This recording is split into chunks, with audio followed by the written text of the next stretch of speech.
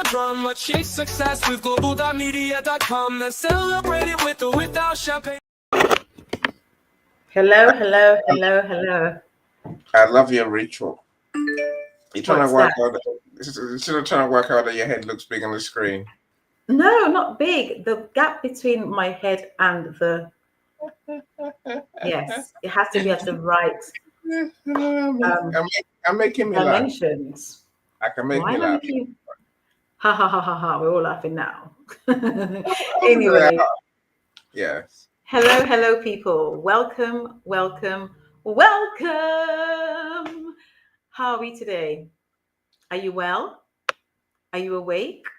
Is it your day off? Are you relaxing? Are you working? Are you planning business? Are you seeing clients today? What are you doing in this moment? Let's say welcome everyone to our goodness me. Annie, it's a year. It's almost a year since we've been doing this show. So please type in the chat in the comments section. Tell us where you are joining us from so we can welcome you very well. Okay. If you haven't known me before, I am Christiana T. Johnson, the founder of Moving Forward Post Miscarriage. So that's Moving Forward Post Miscarriage. I'm also, if you haven't already guessed, a miscarriage and baby loss coach. So it is my great pleasure and honor to be here to help you figure out what it is you want to do after you experience a miscarriage and baby loss. I really, really hope that as you join us, or whether you're watching this on replay, that you can reach out, introduce yourself, connect, with me, with Annie, and we look forward to hearing from you. So, Annie, how are you today? It's muggy. Yes, it is. Oh, so No, we are naturally what, it being the UK, it is. what does that mean? It means that it isn't cold, it is not hot, but there isn't any real breeze No, to it's raining. to give you that feeling of, oh, it's summer. It's just stagnant, quite stale weather, you know? And for Yeah. me, I I don't like the muggy feeling. Either we can have some breeze or we have some real sunshine. The in between, the sitting on the fence, doesn't work with me. That being said, we are in England, so Yeah, and like we're complaining about the weather. We love the weather. we're not Not really. complaining. It is not No, snowing, so I am good. I know what you mean. So, of course, I'm having a great day. I'm here. We're here. So, Yes. Alexis, welcome. Alexis, thank you so much. Welcome today. Hi, Alexis. Welcome. This moment, I'm listening. Yeah, it's always it's a good conversation. So, Yes. Alexis is doing what Alexis does best, right? So, she's doing editing at the moment. She's here. Mr. I love Colin is her here. photo, actually. Alexis, your photo looks good. Why is my screen? My screen is moving. Yeah, because there are people here, Christiana. They're commenting. Is that what's moving? No, my actual screen is moving from left side to side. Oh no. Oh yes, it's fine. Be hopeful then. Be hopeful. Be I'm hopeful. being hopeful. Yes. Dr. Leah's here. Welcome, Dr. Leah. Welcome, Dr. Leah. Christiana wants to meet you. We talked about the great discovery the other day, and she agreed to give half an hour of her life. Absolutely. Yeah, I remember that. So, I've seen it with Dr. Yvonne too, so yes. I'll come back to you on the DM, and then let's see how we can arrange a conversation. Dr. Leah, thank you so much for being here. I appreciate you. Charito, how are you doing? Charito. Yay, welcome. One of those rare events actually works for Charito because most of our evening events is nighttime in Charito's place, right? In the Philippines. So a daytime event's a good thing. So thank you so much for being here. To Andre. Where's Andre? I know. Hi, Natalie. We love you, Natalie. Thank you for being here. Welcome. Thank you so much. So Andre's here as Oh my well. goodness, Andre's here. Hi, Andre. Hi, Andre. How are you doing?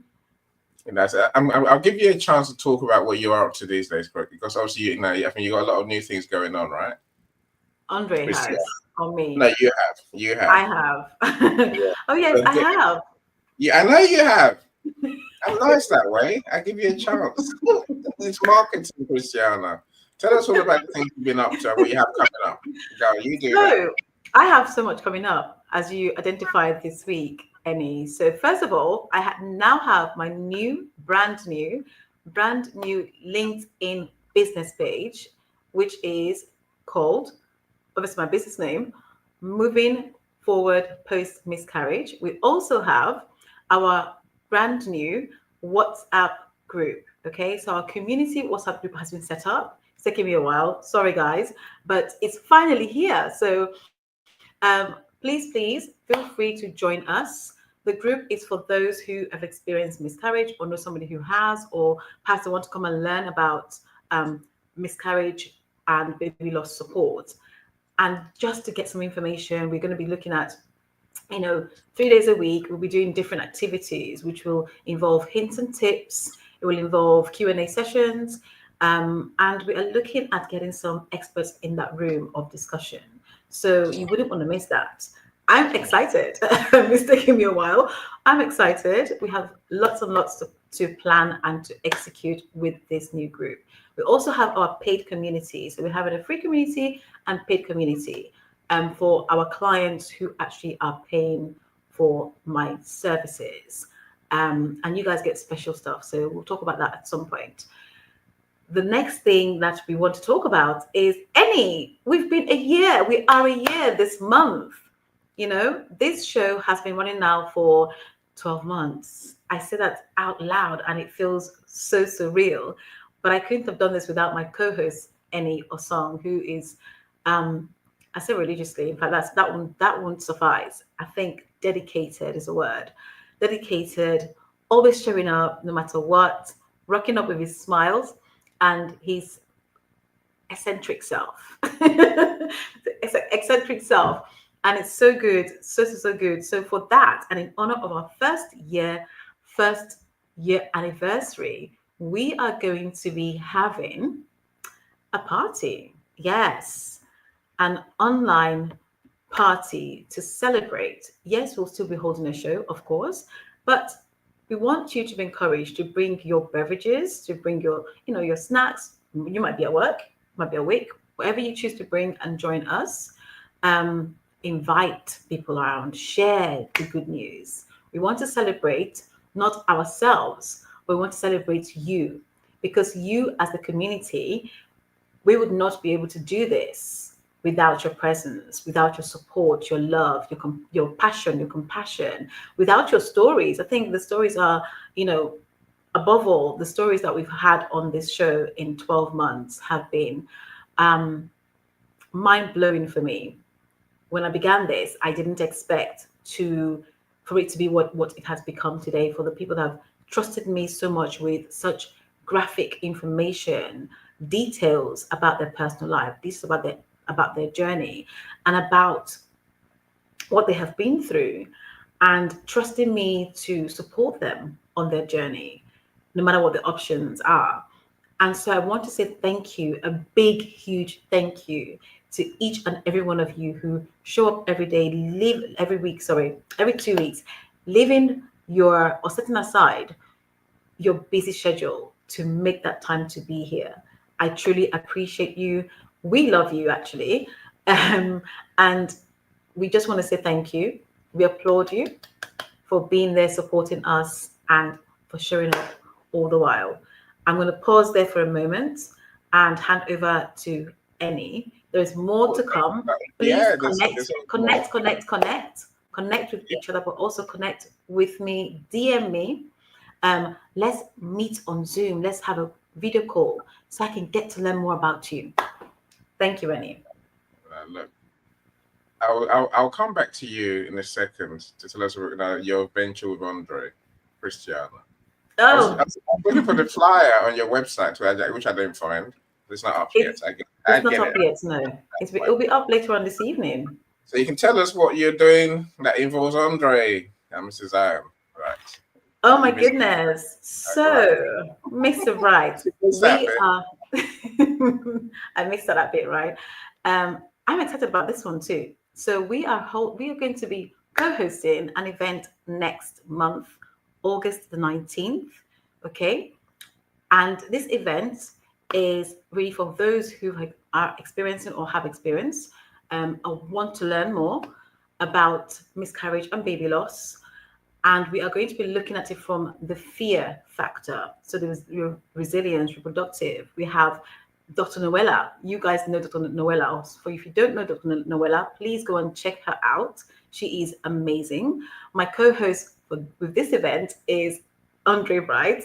He is a burnout expert, like an executive coach, mentor expert.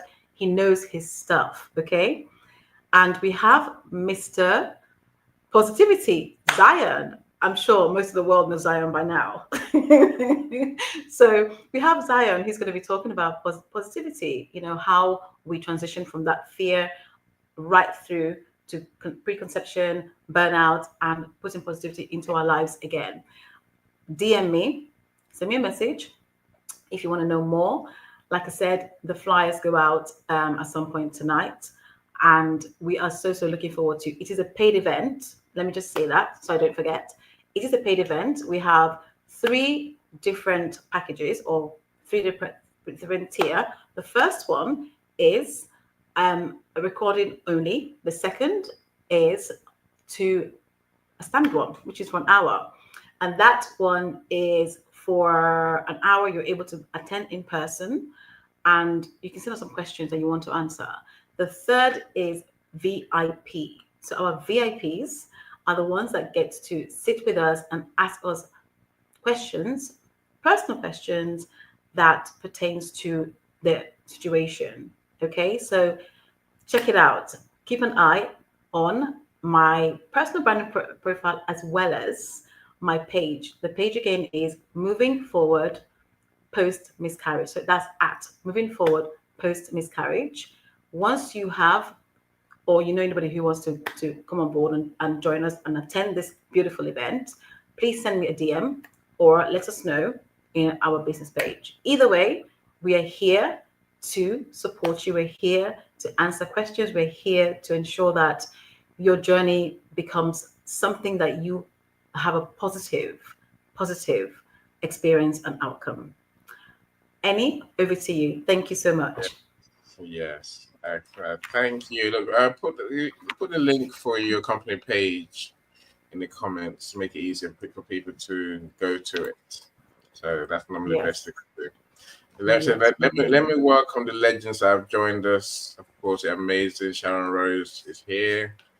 Good morning, Sharon. Welcome. Good morning. Emmy is amazing. Yeah, Dr. Leah, I agree. Thank you. Thank. Emmy is amazing. Someone's got to say it, right? Thank you, Dr. Emmy's Leah. a superstar. Well, he is a superstar. Stop it. That's how He hates me saying that. It's true. You hate me saying that, Annie. I know. I didn't say but I keep saying it though. It makes me blush, but I keep saying it. I will. Good morning, Lisa. Or Dr. Lisa is in the house. Yeah, Dr. Lisa. Welcome. Welcome. Glad you're here. Of course, we have Calm in the studio, so we're gonna go to him in a second. And of course, we have Mr. Cyrus with us as well. Welcome, Cyrus. How are you doing? Cyrus, how are you doing? Good afternoon. You're in Manchester, so definitely muggy there. So it's not Sunday. Yes. Right. Probably worse than us, right? It's even worse. Christiana, you're a superstar. You are. Now, you did so much, Christiana. Thank you, Cyrus. I love the endeavor. I love the. See, when I do what I do, I guess people can't. When people have marketing, they think, I'm going to show up once, I'm going to get hundreds of customers, and then I can quit. You're like, no, that's not business. That's not how it works. No. You say you're showing what it takes, and Dr. Lisa done something pretty similar. They say it's a good long time of showing up always. Being there for the people that you're there to serve, and then eventually, People say they're like, oh, Christiana, you really are here. You're like, yeah, I really am. And then you Yes. find different ways to offer help, right? You find different ways, say Yes. that's your workshop, your company page, say you guest, being a guest on different shows, that's what it takes. Eventually that the world will give you and say, Christiana, you deserve to be recognized, you deserve to be known as a person who does what you do, right? It's a lesson for all of us, my friends. It's a lesson for all of us, right? I forgot to mention, I was last month with Joan and Karen Pascal. It was great to be in their shows, which is a radio show, Beijing radio show, discussing this same topic. That was amazing. We we spent, as you know me, we could be here for hours. We spent well over 2 hours. It's not just you. I mean, no, you've been on twice. No, you've been on. Actually, you've been on. There's another one planned, right? So your second time with them Tomorrow, is planned. there's another one planned. Yes. Right. There's a second one, but I haven't given them a date yet. Dr. Lee, and I have another one tomorrow. Dr. Lisa's been there 3 times. I was just minding my own business last night, and I found out on Karen and Joan's show, random, and she talks for hours. She can talk about her topic for hours. 3 times is 6 hours, my friend, in case you're missing it, right? That's different topic, different conversation each time. But imagine this: you talk about things, but then when you get off live, you're behind the scenes talking for another 45 minutes. That's what happens. Right. It's work, my friends. It's work that's my superstar friends do. So welcome, Rosemary. Hi, Rosemary. Welcome. Yay! It's good to see her. The link to join us is on the event page or the comment section. If you want a link, just message. Don't DM me. Put a comment here and then send me a link. I'll DM it to you, right? Awesome.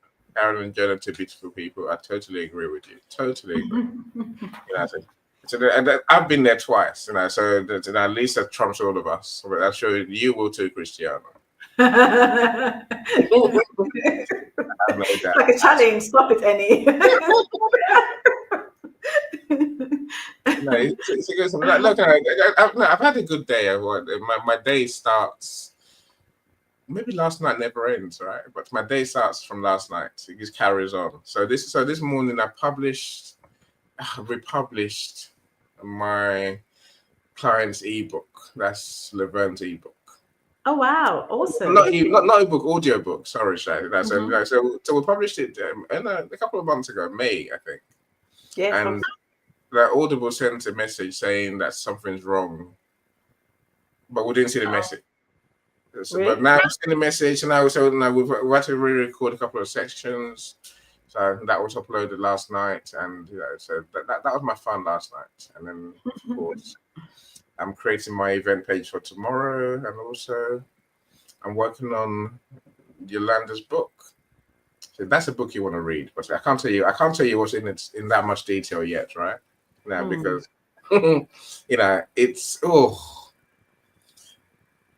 how do you deal with when your family members have kids with each other? Yay. I know what I just said. Christiana, you deal with that mentally. My uncle is also my cousin. No, which is just weird. No, that's just you can't have no. It's interesting.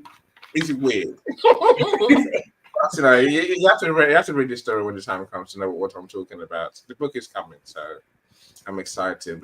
That's what I do. If you want help to get your book done, then let's talk. You want help to publish your book? Write your book. Edit your book. Christiana is one of my amazing editors who will help you edit your book. So do talk to us. If you got a book that's not selling, then let's talk as well, because let's what's up. We can relaunch your book, of course, and we can look at making your book a bestseller. And Christiana has a TV channel that's coming along very soon. Cyrus has an author's book, that TV channel that's coming along very soon. If you wonder what TV channel looks like, talk to my friends. Don't talk to me. You find out what our version of TV looks like, but there's big plans along those lines, right, Christiana? There is. There is. As you know, everything takes time, and it's also finding the right people. So if you're listening to this and you perhaps know somebody that could be involved in this or could benefit from joining the team, as I like to call it, it's really important that you, and insomnia, it's really important. You It's find really yourself, important. Mr. you find, Lyricist, sorry guys. It's really important that you get in contact with me, DM me. So let me talk a little bit about the TV series. Imagine, for those who are in the UK, if you know anything about um, loose women, right? There are a group of women that get together and they natter, and they yeah, natter during lunchtime. they Okay, natter. they natter. So it will be pretty much the same thing, but from a maternal health perspective. So all of my guests are going to be maternal health experts, including myself. So we formed this panel of conversations that we have, and we have guests come in and join us. But that's pretty much what the TV series is going to be about. Because I think that we see so many things on TV, but we don't see things that really matter to our lives on television. We have a lot of live shows like Love Island and all these things, where there are people who are suffering with real issues that could be dealt with, publicly or live on air, and people can learn from it. People can have the courage to share their stories. So for me, essentially, I'm going to put this down to give opportunity to share their stories, to have the courage to speak up, especially because miscarriage and baby loss is something that is still so taboo. People are still suffering in silence. We need to bring it to the front, and TV, a series, would be a good way of doing that. So that's the thought behind it. Thank you, Annie. I'm excited. I mean, it's a bit different to Cyrus's TV idea, a TV project he's working on now, which is to showcase many different events in one platform. Mm. It's exciting times. I love people who do. I love people who actually, rather than just talking, they actually do. That's you, Christiana. So I'm excited for what you're going to come up with. Yes. Rose, as an adopted kid, that was the real fear to accidentally have that situation. I tell you, Sharon Rose, how do you always get to what I'm talking about? Because she's in your head. I'm joking. That's what real experience is. And I know you've experienced something. She's not paying rent yet. Sharon Rose lived there for free. It's fine. And you can afford it. Talk, Sharon Rose. But you're along the right lines. That's a no. It's not blood relatives in that sense. That's why we can live with this. Otherwise, I will be even more horrified, right? But it's an interesting story to be told, my friend. So bear with us. Mr. Calm, how is your day going? Hi, welcome. It could be at work, but hopefully it'll meet at 5. Oh, yeah. Yeah. I'm doing fine, guys. How are you guys? We're cool. We're here. We're alive. We're breathing. We're kicking. What more can we ask for? Yes. Yeah, that's pretty much it. It's early in the morning, so Hence the calm. kind of, yeah. I'm still getting through the process of calming down and ruminating about my day and how it's gonna go. I just wanted to hear what you guys are up to and and listen in. So I thank you for inviting me. Great. Well, thank you for being here. I know it's quite early for you guys, Yes, thank you. As always. Thank you. Appreciate it. Yeah, so start the serious conversation about turning negative thoughts into a positive mindset when it comes to baby loss. Do you know something? Before, as you know this, if you've been to our shows before, you will know that before I go into anything, I'm always keen on bringing you the statistics of what happens, and this taboo trauma that we don't talk about. As you may already be aware or not be aware, 1 in 4 will experience 1 in 4 women will experience pregnancy loss, either as a miscarriage or baby loss.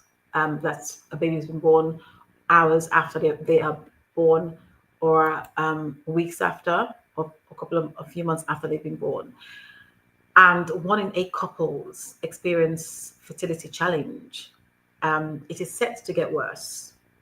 So we need to be discussing these issues to ensure that we are doing the right things, to either eradicate this or to at least reduce and minimize the extent of it. 1 in 100 couples experience recurrent miscarriage or miscarriages. And recurrent miscarriages is when you have 3 or more miscarriages, concurrently. Okay, so around 60% of women and 45% of men report feeling guilt or shame after a loss of this nature. Can you imagine you're going through this type of loss and you're carrying a burden of shame or feeling ashamed or feeling guilty? And I can speak on the guilt part and the shame part because I've been there, so I do understand where they're coming from. And it's something that no professional can really explain to you, that feeling.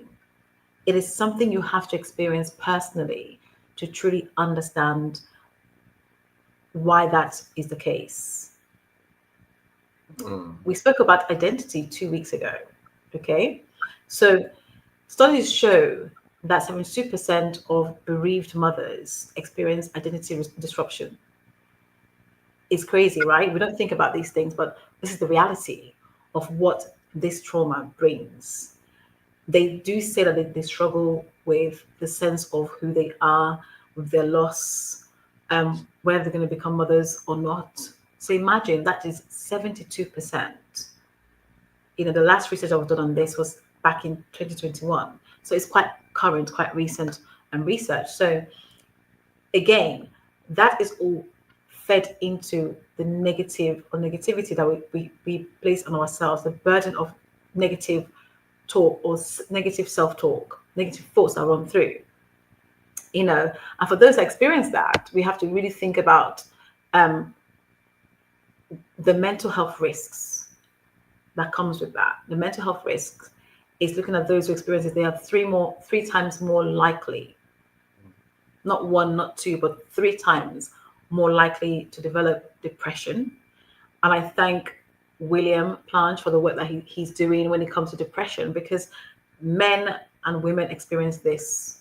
Okay, so that we're 3 times more likely to really experience depression, and 4 times more likely to experience anxiety. So whether that be anxiety of whether you're going to be able to fall pregnant again, what life is going to be like if you're someone who's not able to fall pregnant again, especially for those who really want to have a family. How do you go about really trying to digest when you hear, sorry, that was your last opportunity to fall pregnant? Okay, and many more reports tell us that those who experience miscarriage and baby loss will experience intrusive, thoughts, flashbacks. You also become, I think for me, you become hyper vigilant. You really do, because things like going to baby shower, seeing a pregnant woman, and all these things that we may not have noticed before, you begin to notice them even more, all the more, which is, and let's not forget PTSD, which is all of this is very similar to PTSD, and then PTSD in itself.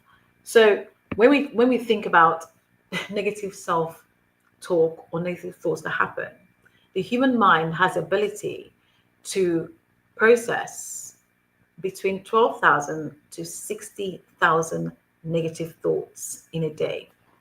That's just a day. So by nature, we are I say created to be negative beings. And we really have to work hard to remain and to sustain positive thoughts, positive mental attitude. Because as we are, that is something that we are predisposed to negativity. And so we have to be conscious to ensure that we are keeping in a positive state of mind. And the one thing I will say about this is it's really important the space and the environment you occupy when you are going through this. So if there is no peace in your home, you must find a way to get to a point of peace. I hear you asking me the question, how do we achieve that? What does that mean? We'll get to that. So I want to just bring a little bit of case study to this, because you know me, I like to kind of shed some light, and I tend to anonymize my stories just to protect those who it's pertaining to, so there be no names mentioned. And it goes on. So after my miscarriage, third miscarriage, I began to question everything: my body, faith, worth. And I remember staring at the walls, not just in sadness, but in disbelief that life continued while mine stood still. I avoided friends with children. I found myself, and I told myself too that I must have done something wrong. Like, you question, what did I do wrong? Did I do everything I was supposed to do? Did I miss a step? And you tend to, what you find, you will go back and start to retrace your steps over and over again for some. The anxiety becomes something that is your go-to. It becomes something that you normalize without realizing that you're normalizing anxiety in your life.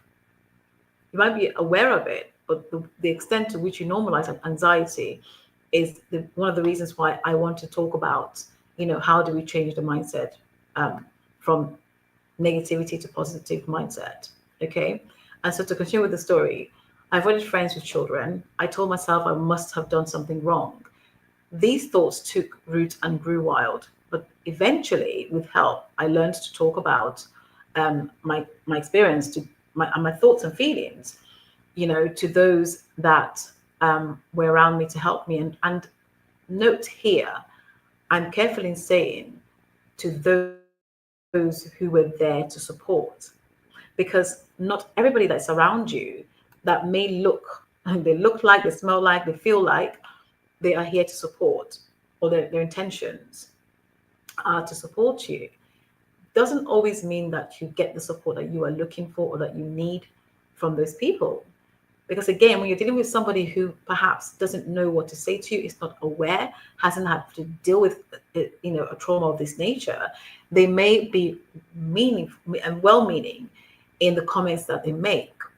And so the comments they make may serve to hinder your progress, and it also serve to keep you in that negative mind and frame of mind.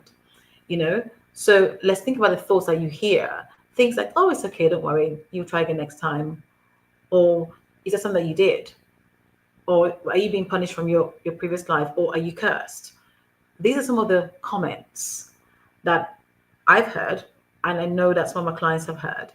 And sometimes it's really difficult, because what happens is, and let's not forget, as human beings, not only do we have those 12,000 to 60,000 negative thoughts, we are also very self-critical. And so that means that because once you're so self-critical, the seed that somebody may intentionally or unintentionally plant in your head, in your mind, takes root. And so you walk away now having to water that thought, having to let it germinate and become this wild plant that grows and grows and grows and grows beyond your expectation, beyond your expectation, beyond even your own belief. So be mindful of that. Be mindful of the environment you find yourself, the spaces you occupy when you're experiencing these thoughts. it is always best to try to find, as much as possible, a positive setting, a positive environment. And sometimes that means that coming away from family members, it is not because you don't love them, it's the fact that you want to preserve your sanity and you want to preserve your mindset. You want to preserve your whole being, right? So I learned to replace guilt with grace, shame with understanding. I started to do so many different things, speaking aloud, turning around the thoughts in my head, to truly ensure that I wasn't sat in a space that enabled the mental negative thoughts. And then that really meant that I began to realize I could fix my mindset. I could change that. And don't get me wrong, here's somebody who has faith. Here's somebody who was raised in faith, and it is great to pray. And I know for me, faith really saw me through, asking God to help me with understanding and patience, but you also need to be practical. And the practicality is one of the things that we are going to be speaking about today. So how do we practically take our negative thoughts and turn them into positive ones?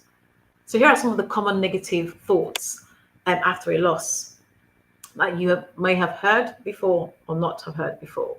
Things like, I failed. Now, to me, that is almost literally taking a hammer and hitting that nail into a coffin. It is so definitive. Just by saying that word is heavy. It's heavy to hear. I failed. And anyway, we spoke about failure, in the show recently, as you know, it was a couple of nights ago or last night. We spoke about failure, right? Tuesday, I think. It was Tuesday, yeah. So we spoke about failure, and let's not forget that from our childhood, for some of us, from our childhood, we have been raised to fear failure. We have been raised that failure is a shameful, dirty thing to experience, and we must not allow ourselves to fail at anything. We must be always positive, always winning, And so we carry that burden. And then when we have experience like baby loss or miscarriage, it further compounds how we are feeling, what we tell ourselves. The story we tell ourselves is for me, is the biggest is the biggest hindrance from a negative perspective. It is also the biggest tool to move you forward when it comes to being positive. The other sentence I've heard is, it's my fault. So remember I said we are very self-critical. That's the next thing we do. We go to, our go-to is, it must be me. It must be something I did wrong. Must be something I didn't say or didn't do, didn't eat well, didn't sleep well, did too much exercise, and so on and so forth. And by the way, research does show that in the most of the first, especially the first trimester, men have a huge part to play in miscarriage or loss of pregnancy. But that's a show for another day. For another day. The next word I've heard, and this one is something that really does get me every time I listen to it. It's, I'm broken. So we're not saying I'm heartbroken, right? It's the word, I am broken. The whole of me, my whole body. It's not parts of the body. It's me that's damaged. And we must be careful in using those words. I'm broken. You're not broken. You're experiencing loss. You're experiencing a trauma. You're experiencing tragedy. You're experiencing, negativity, but you're not broken. The next one is, I will never be okay again. So this one is definitive once again. It's like taking that final nail in the coffin. How do you know? How do you absolutely know that you will never be okay again? And I do understand that from a lost perspective. You're grieving and you are shocked, frustrated, feeling guilty, angry, and all of the emotions that comes with this trauma. That is not to say that you'll never be okay again. You'll be okay. You'll find ways to move forward. And the final one is, why me? And I'm going to say this from my personal experience. Why me kept me in a negative space for longer than I can even begin to explain. Why me is the one thing that people ask, why does this have to happen to me? Why has this happened to me? And crazy enough, why me is the reason why I'm sat with you guys here today. Because why me took me into what is next? What can I do? So it's about rephrasing that rather than thinking about why me. Think about what. It's the what that takes you out of your negative mindset. What can I do about this? What options do I have? What things do I need? What resources do I need to move forward? And then the how is that going to happen? How will I achieve this, the options that I'm seeking? So really when it comes to this trauma, the use of language and what you tell yourself makes all the difference. From you remain in a negative headspace, or in a positive headspace. So think about the mindset techniques that you could be using. Affirmations, yes, tell yourself those affirmations, but how are you practically absorbing those affirmations? So, for example, daily truth statements, like my grief is valid. So always label whatever you are feeling. For you to be able to move forward, label those feelings. What is it I'm feeling? Why do I feel this way? If you need to, write it down. Okay? And then once you've asked yourself that question, my grief is valid. Tell yourself your grief is valid, because it is valid. You are entitled to grieve on your own terms, in your own way. Write it down and tell yourself that you're going to honor this feeling, and you're then going to look at how you can turn this around. What can I do step by step, practically? If that's showing up for an event, taking up physical activity to help you to compartmentalize all of those feelings. Journaling is another way of actually getting those feelings out. These days, my favorite thing is smartphones. Okay? I'm not always on them 24/7, don't get me wrong. But we can use smartphones. If you're somebody, and I know the Gen X's who are growing up now are all about using smartphones. Pens and papers don't really matter anymore. I say to my students sometimes, right, pens and papers, like, miss, we have computer. What are you talking about? We have our phones. I can just go onto my phone and do X, Y, and Z. I encourage you to use your phones. And also when you're in the moment, you don't always have a pen and paper to hand. So your phone is the next best thing to memo and to journal how you are feeling.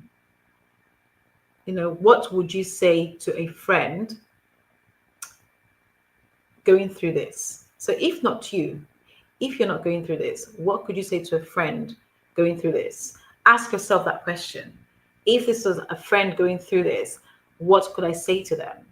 And whatever you're going to say to them to help them is what you in turn tell yourself, is what you in turn say to yourself. Either record it or write it down. And remember that. So do not be afraid to label the feelings. Do not be afraid to say them out loud, and then follow with, what can I do to turn this around? How can I change this? So what would I be saying to my friend, my loved ones, if they were going through this same trauma?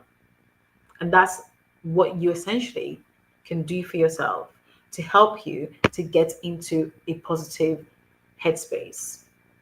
Okay? And if you have that inner critic hitting at you, what is it? What does that look like? Name it, label it, call it what it needs to be called. Try and separate yourself from that identity that you are somewhat given or developing. Don't allow the pattern to begin. So I really believe that it begins with ourselves, because before we can tell anybody anything, before we can really engage in conversations, especially when you've experienced this trauma, it's about allowing ourselves to process. And yes, we're going to have negative thoughts. It doesn't mean that we'll be in negative thoughts forever. By the steps you take and practical steps you take, you allow yourself to move forward at your own pace on your journey. Think about things like, how can I remember my lost loved one? How can I remember my baby or my pregnancy? What is it you want to do that is positive towards remembering the loss that you have experienced and are experiencing? That in itself helps you to truly begin to let go of some of the thoughts, the negative thoughts that you are carrying.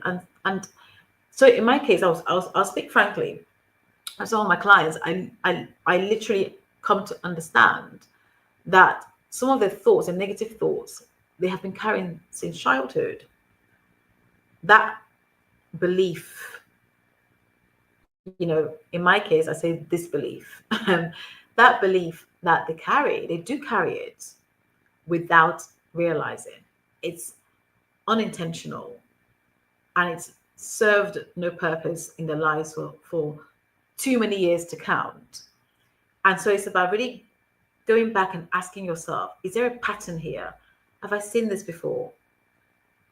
What is happening? Begin to label those thoughts, label the patterns. And that's why I'm a firm believer in taking notes, writing things down, or using your phone to express and do your journaling on your phone, because you get to see your journey and your thought patterns. Really important. Your thought patterns allow you to begin to understand, one, who you are, but two, where the thoughts are coming from, and three, how you can come away from those negative thoughts. So like I said, when it comes to really coming away from negative thoughts, it's using visual aids, visual anchors, whether it's a poster on your wall, your writings, your whatever means you're going to use to enable you to really begin to visualize and to come away from your negative thoughts. When it comes to remembering your loved ones, think of your candles. Can I light a candle in my house? And please don't burn your house. Don't leave the candles exposed. If anything, you can have those non-fire candles, if that makes sense. And memory boxes. Think of it. Memory boxes are really, really good because you get to have a visual place to remember your lost loved one. Or artwork. Art for me is something that I really love to engage in, because what happens with art is it's so therapeutic. Maybe not everybody loves art, but think about art. It doesn't matter. There's no wrong or right way to do art when it comes to really being able to come away from negative to positive. Art allows your mind to be free. It allows you to express yourself in any way you want to. Blank canvas and paint it. It allows you to really remember your lost loved one. Maybe there's an image of them that you think about. Maybe it's, a word that you want to paint. Maybe it's a poem that you want to pen down on a canvas, on a blank canvas. But in any case, art is one that really does help. So Think about that. And then we look at what I always say, if all else fails, and I know that it won't, but if all else fails, in addition to this, is seeking professional help. So counseling, coaching, someone like me, a counselor, to build safe spaces around you and to help you to truly reframe your thought patterns, reframe your thoughts that you go from negative to positive. And it allows you to get to understand the process of the journey that you are on. And no one, but no one, chooses to be on this journey. Nobody chooses to have a miscarriage or a baby loss. But once on this journey, you can get to journey this on your terms and in your own way. There is no right or wrong. Let's not forget that. And let's think about some engagement prompts. I just think about it. Think about it. I'm going to ask this question, and I want people to kind of answer me, if you can, using your comments in the comment section. Have you ever caught yourself believing something untrue about yourself after a loss? Now, this doesn't have to be a baby loss, but any kind of loss, whether you've lost a business deal or you've lost an actual, friend or relative or somebody. Have you ever found yourself, caught yourself believing something untrue about yourself? I would like to know. So if you can, put in the chat for me your comments, please. And I'm going to pause for a moment and ask any.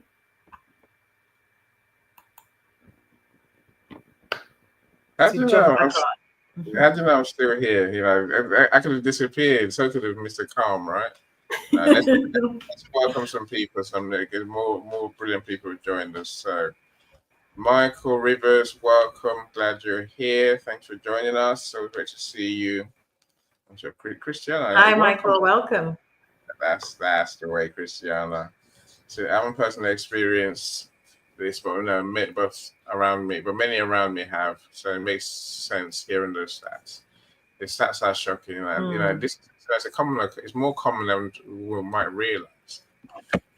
Which does that help us? Yes. No, it works, but to know that you're not alone, does that help? Mm-hmm. I can just imagine the pain, Christiana, the devastating sense of loss. Yes. It's yes. I mean, of course, a lot of people would say time heals. Does time really heal? See, that's something that I personally take issue with, because it's not about time healing. It's about finding ways to move forward, finding ways to truly honor your thoughts, your feelings, honoring your lost loved one. Because I gave an example a few months back about a father who had lost his son, and 24 years later, when he spoke about that trauma, that experience, it was like he was speaking from the day or the day after it happened. And let's not forget that when you've had a loss, whether it's a loss of a parent or anyone, let alone a child or pregnancy, those dates will come up. They become triggers. You heard me say earlier on about being able to attend a baby shower or seeing somebody pregnant. Imagine that that's happening right about the date and time that you are either expecting to put to birth your child, or you're expecting to deliver your baby, or you're pregnant around those times. Those are real emotions. So when people say, oh, you heal from it, it doesn't work that way. You find ways to truly keep your emotions in check, to truly work with your emotions. But you never forget, and you certainly don't just heal from it, whether you got to meet your baby or you didn't. The fact that you have knowledge of that child being in you is enough. And it will have a negative impact, just like anyone who ends up giving birth to a child. So my question, going back to the question I was asking, have you ever caught yourself believing something untrue about yourself after loss? I know Sharon responded. So thank you, Sharon, for your comments there. Let's see, is there anybody else that would like to? Yes, we do learn to live with it, to manage. Yes, we do. We do, Alexis. I completely agree with you. We do learn to move forward. And this is the reason why my company is called Moving Forward Post Miscarriage, because you have to learn to move forward. If not, what's the alternative? What's the option if you don't move forward? Right? We remain in a negative headspace, and for some, we're going to deeper depression. And this is the sad part of this. Some end up committing suicide. So it's really important that you take these steps to express yourself, to express your emotions, and to allow yourself the time that it needs for you to be able to be okay, for you to move forward on your journey. Because for some men and women, they still want to go on to experience the joy of being parents. For those who are not already parents, for those who is their first time, for those that already have a child or children and still want to grow their family, the pain is not less. It is still the same. So there is a third group of parents that Sharon Rose has mentioned. yes, Which I think is one that we don't often think about. He says, it's different when trials are finite. You only fail if you quit is my mindset. But wow, what if you can't keep trying? oh, absolutely. Sharon Rose, Yeah, I'm with you there. That's why I speak about options. I speak about options because what's your option? And so again, in my practice, I don't speak to, what people are going to do, because each of us have different options. For some, that literally was their last opportunity to be able to bring a child into this world. Right. And so it's about what are your options? And I like to sit down and have those conversations with my clients and say, what are you looking at? What is it that you want to happen? And is it possible? How likely is it? And it's preparing your mind. Again, negativity sets in. We tell ourselves different stories. Preparing your mind for whatever is to come, the options available. And if the outcome you're seeking doesn't happen, what then? So again, is working through that with them and having to listen and hear what they want and being able to support the reality. So there is the thought, there is a dream, but there's also the reality of what happens on that journey. So thank you so much, Sharon Rose, for your comments. I appreciate that. And you are muted. and welcome, Dr. CJ, true superstar. So thank you for Hi, joining us. Dr. CJ. Welcome, welcome, I welcome. know, okay, Luz is here as well. So welcome, Luz. And Hi, if I can say Luz. from the Netherlands, it's definitely superstar Luz as well. So Marlene asking in the comments. Yes. So welcome, Marlene. I'm glad to hear. I can't see on my stream Hi, yet, but Marlene. on my LinkedIn, right? She Yes. says, "What do you offer, or how do you help with a consultation around this issue?" So the one thing I offer is sitting down and we have the conversation of exactly what it is, because different negative thoughts come with different actions. So if you have somebody who in their mind they're in a depressive state, I always say try and see your doctor, but practically we literally have to have a conversation and look at the root of your thought. Is it one of a self-blame? Is it someone putting a blame on you? Is it how you've been raised? There's so many different ways, but the main point of this is I sit with a client and we work out a plan of different activities that they engage in to help them to move forward. Okay. And who they surround themselves with is really important. You'd be surprised as to how many people do not realize that the company, the environment they're in, is keeping them stuck in a negative mindset. And here is the thing, once you are in that environment, you cannot see your way out. Let me give you an analogy. I don't know if you remember when smoking was banned, before smoking was banned, any. So think about it. Before smoking was banned, we used to go and sit in, you go to a club or go to a nightclub or go somewhere out and people used to smoke all around you. Whilst you're in that vicinity, you would not realize that your clothes have adapted the scent of, the smoke until you leave that space and enter your home. And you suddenly think, oh my goodness, I stink of smoke. But whilst you're in the situation, you didn't really smell the smoke until you leave. So again, some people are in a situation where it's a negative, continuously and constantly negative, and they are oblivious to this.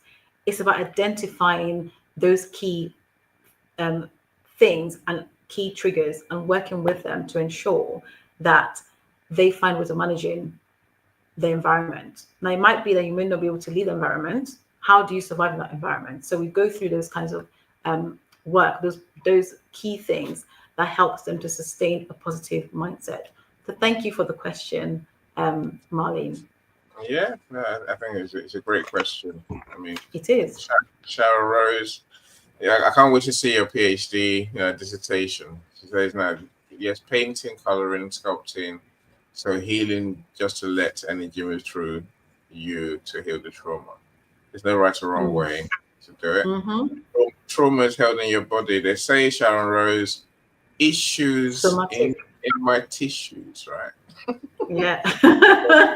Yes. So, as you say, so somatic protocols allow you to release, reboot, recovery, and then rise. Because for me, talking is on good to keep relieving the emotions and imprints the memory again. Of course, I think that's a fantastic insight. It's a case. So like you're saying, Christiana, the memories are there. Even if we don't acknowledge it ourselves, right? The memories are there, and of course, it can affect who we become. It can affect how we see the world going forward. And sorry, and here's the thing: when, like I said, I've used the smoking analogy. It affects you even more when you are unaware. So it's really important that you key into awareness, self-reflecting. Often difficult when you're going through trauma, like when you are, self-blaming, when you are carrying shame, when you feel ashamed. It's difficult to pull yourself away and really see yourself. So it's important, and that's the reason why I say always seek outside support from a professional that can help you to quickly identify what needs to be done, identify, and help you to self regulate and help you to be self-aware and give you those tools for you to come away and think, okay, these are the steps I need to take, and be conscious in your decision making. So yes, sorry, Annie. Always a useful addition. I mean, so let me welcome Platine. Platine, welcome. So glad you're here. So oh my goodness, Platine, it's been a long time. Yeah, you're here. Thank you so much. Thank you. So Sharon Rose mentions, I guess, a feeling of, I like to say is, there's many dynamics involved in emotions, right? That's for sure. It's I say no. I think Sharon Rose mentions the feelings of powerlessness. We were talking yesterday about how that sort of feeling can trigger narcissistic behavior. Yes. It's essentially bullying is what it comes down to. Really bullying. So I guess maybe one line of conversation I'd love to learn from you, Christiana, is when the couple blame each other. Mm. Do you know we've had this conversation before? Let's refresh it. And it's funny. I'm going to say this. No, it's not funny, but it's interesting. So what I'm going to use, right? What happens? The word powerless. I get to hear from men more than I do women who will say they feel powerless. And it's about understanding, where does that come from? Where does the word powerless come from? Especially when it pertains to men. And we have to look back at how men have been raised. Let's not forget that men, in my experience, in my practice, men struggle to talk about miscarriage and baby loss more than women, right? And so the word powerless comes from that space of, I'm the protector. I'm the one who is supposed to protect my spouse, supposed to look after you, supposed to be there, supposed to, shoulder the burden, carrying all these things. And once that's not done, you have those who are coming around and trying to support and help, your spouse. And you're standing there thinking, what can I do? There's nothing I can do. So the feeling of powerlessness really is something that comes naturally. But here is what I'm going to say to you. Ask yourself, first of all, why am I feeling powerless? What is the root cause of that feeling, of that thought in your mind? Is it something that you perhaps have been raised with, the belief that we hold, or the limiting belief that we hold, rather, that feeds into us becoming, or telling ourselves that we are powerless? Because we're powerful, and being powerful doesn't have to be loud, doesn't have to be brash and in your face. There is power in the silence. There's power in the careful way in which you handle yourself. There's power in speaking up, being firm, but above all, there's power really in you to be able to identify why you're feeling the way you're feeling, why you're feeling powerless. Start to label them. I mentioned labeling earlier. Label your emotions, label your feelings, know what they are, know what your triggers are, know how to really navigate your way with that feeling. What can I do now? Can I remove myself from the environment? Can I engage in something else, another activity? Can I engage in a conversation that is true, honest, with the person that it also affects? Or with the person that you also believe may support and help you and uplift you in arriving at the decision that you're going to take next. So that's really important. So thank you again, Sharon Rose, for your comment. I truly believe that the word powerless comes from, one, previous experience, two, potential existing, trauma, existing unfinished, I call it unfinished business, unfinished emotional issues. And also, it comes from the situation you're in that moment, not being able to help, to feel helpless. Yes. Yes, no, I suppose that it's acknowledging that the men, we have a lot wrapped up in the baby, so the sense of loss is huge. Mm-hmm. And I guess it's been able to express those emotions somewhere.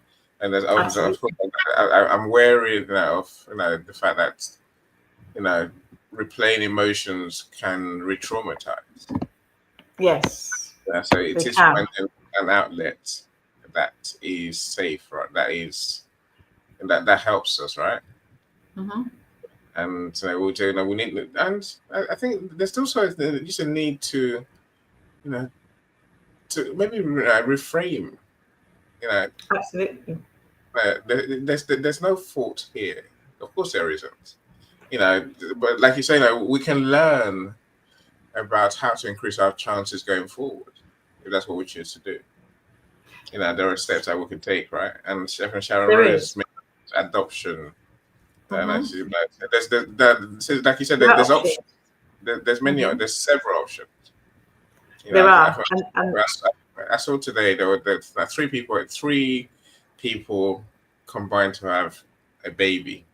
mhm. That's weird. And that's well, that was true. But that's the reason why it's really important, because no two cases, no two clients are the same. Each person, even in a couple, you know, a couple will have different ideas as to what option they want to seek, what they want to do next. And sometimes that can cause even more of a conflict, Mm, because one holds a certain belief, the other doesn't. I'll give you an example. I had a couple who, came together. One did not believe in IVF because they believed it, and they were raised to believe that it's unnatural, and from a faith perspective. And the other one thought, well, we're humans, so if we have faith, God has given us, human beings, the ability to come up with these great innovations. mm, So why not actually do this? And you can only imagine the conversations that took place in that household for weeks and months, and that delayed the process, delayed things for the woman's perspective, delayed things because in her mind, you know, age has a factor to play, and so on and so forth. And so two people in the same household can have a completely different idea as to what the options are to them. So again, you know, my job is to sit down and really listen and get to understand and get the couple to come to a compromise. And the compromise looks completely different for each couple. So there are a plethora of options out there when it comes to, um, you know, bringing a child into this world. Surrogacy is there, as you mentioned. Any three people surrogacy. you know, famous person that did surrogacy is Kanye West and Kim Kardashian. You know, she didn't want to carry the baby, so they decided to go through surrogacy. There's adoption. There are just different options, IVF and so on and so forth. So the options are there. It's really about what you know the couple wants and what they want, how they want to move forward, how they want to proceed. That's the question I ask. I ask and say, what option are you seeking? And even when you go and meet with your medical practitioners, who are giving you this information, and now you've got to walk away and think, what do I do? Without a lot of knowledge, without a lot of your answers being answered, you've got to go back and say, well, this is the options I've got. So we look at those options, and you can go back to your medical practitioner and say, this is now my final decision. How do we go about doing this? Really important. So the next question for me is really looking at, second question is, what one phrase would you wish, or did you wish someone had told you during your hardest moment? What one phrase you wish someone had told you during your hardest moments? So again, I'll go back to those who've experienced this trauma, miscarriage, and baby loss. And mm. That's a big question, right? And it covers many things. it Uh, does. But if you've experienced this, you will know the one big thing that you wish somebody had told you on this journey. And again, that this question applies to those who've experienced loss, whether loss of a family member, loss of a friend, loss of, there's so many things that happen, from getting into arguments, from the planning process, for people who've experienced this trauma, from the actual processing of what you're experiencing, what you're going through, having the time, being in front of a medical practitioner, the questions that you never thought to ask, and all these things that piles and piles and piles up. Really, this experience and this trauma is there are so many layers, so many facets to this one area. And so my question really is to ask and say, what's the one thing that you wish somebody said to me once, I wish somebody had told me to be bolder on my journey, right? That unraveled so many things for them. To have the boldness means having the courage to say no, or having the courage to ask the questions that you were so afraid to ask, getting the answers that you so need to have and need to hear. So is that, what's that one thing that you would wish someone have said to you during that hard time, that hardest moment? Ultimately, what is it for anyone? So I'd be interested in seeing what people type up. And I don't know if Michael's still here with us. Or is he gone? Because I know that he's experienced it. That question will be to him too. What's one thing that you wish you'd have been told in your hardest moment?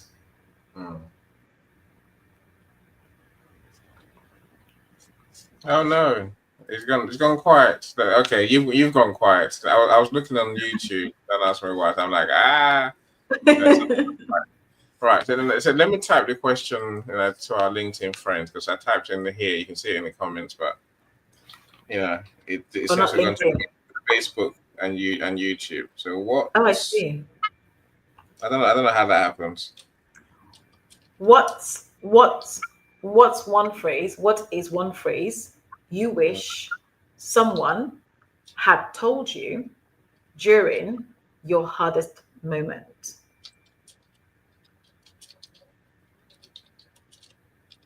Yeah.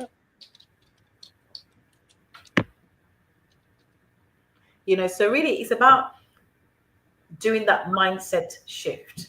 We spoke about this even yesterday on Dr. Yvonne's show. It's the mindset shift. We can never underestimate the power of our minds. There's a neuroscientist called Dr. Leaf, and she participated and did. Oh, Natalie says some of us experience. What's NDEs? Nat, help. NDE. I'm just sorry. Just give me a second.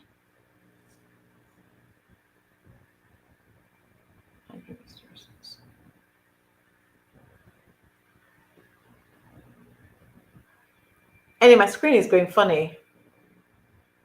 What's it doing? It's just jumping. Well, this is working. We can still see you and hear you. Yeah, but it's very distracting. When you go into it's almost like strobe lighting. Right. I guess that's what you're saying. Some of us experience NDEs during pregnancy, near-death experiences during pregnancies, during labor, and after delivery. Also, that some blood is not meant for some maybe it's not meant as a bad thing in some cultures, right? No. I'm just trying to read what she says. Also, some blood. Prenatal sepsis awareness. That's real. Look, it gets me to ask a question to you, Christiana. What work can be done before pregnancy to prepare people? I think a lot of this is our expectations. I mean, you mentioned it earlier, right? Expectations that everything's going to go great. You get pregnant, 9 months later you have a baby, and the baby's perfect. Everything's glorious. Oh, what a happy life we're going to live, right? but the reality is very different. For most people, like you say, with 1 in 4 experience baby loss, that tells you it doesn't work out for a lot of people, right? No. What can be done before the pregnancy to prepare people mentally, physically? Of course, I imagine this is probably a whole series, right? It is. That's a whole series. But no, what can be done to just get people to be aware and be somewhat more clued up about that the risk of miscarriage, the risk of baby? It's really by talking about it. So here's the thing, right? When you think about, I mentioned in one of our last shows that when you're going through pregnancy, or you think about, if I wrote about it today on LinkedIn, when you're going through pregnancy, you will hear people talk about the positive aspects of pregnancy. You know, the baby kicking, the buying of the clothes, the being able to hear them cry when they come out. There's all these nice, fluffy, beautiful things we speak about.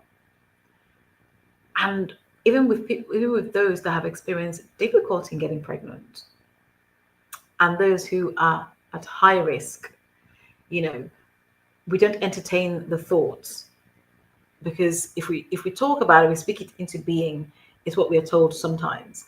So we decide that we won't speak about it. It's really important that from a healthcare practitioner's perspective, and from those in the home that are supporting, anyone pregnant, and that also includes your spouse, take the time to ask the question.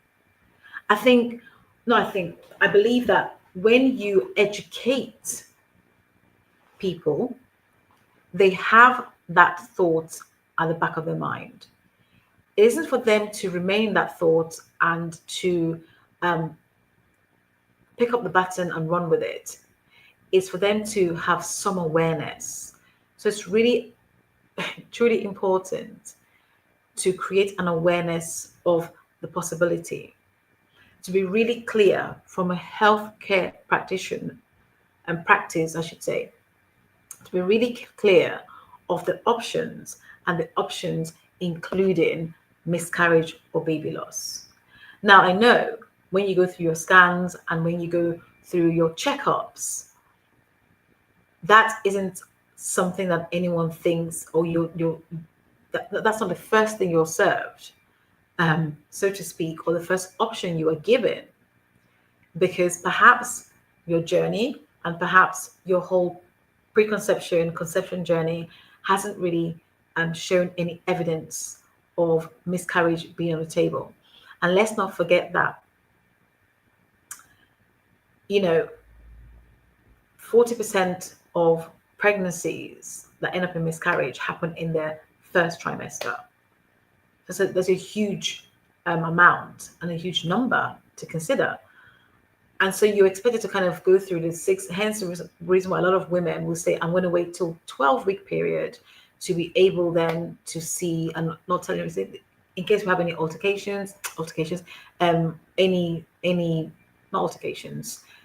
any complications. Sorry. That's the any word. complications, yes. If we have any complications, we just want to keep this to ourselves. We want to enjoy being pregnant for a little while.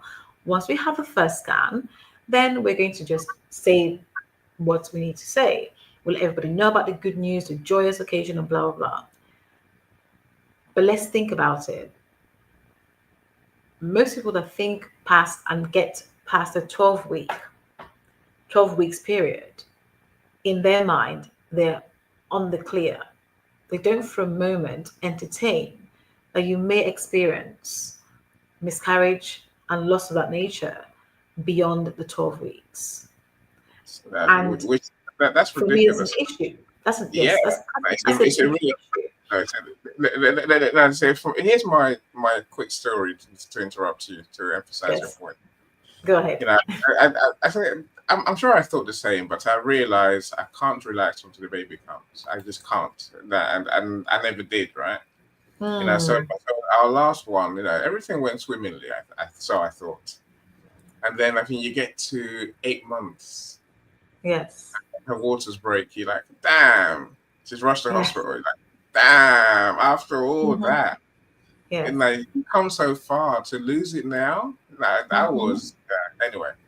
I was fully Yes. beside myself, truly. So no, so Yes. she was rushed to the so my wife was rushed to hospital, and then they kept her in. I'm like, so Yes. every day you're panicking, thinking, what does this Mm-hmm. mean? Is the baby viable? You know, she was Yes. saying, no, are they going to deliver the baby now, or are they going to wait? And then Mm-hmm. how much longer are they going to wait? And then, I think Yes. a couple of weeks later, they sent her home.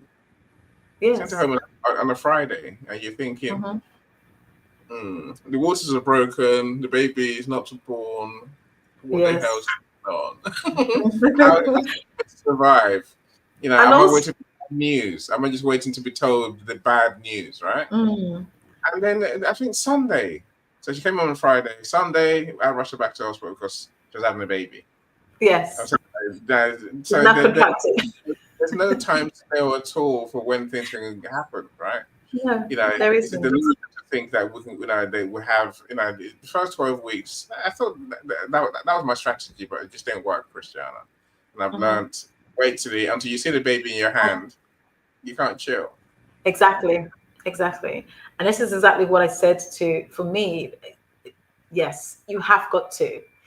Do not make any assumptions. Mm, You know, it's a bit like a real fire drill.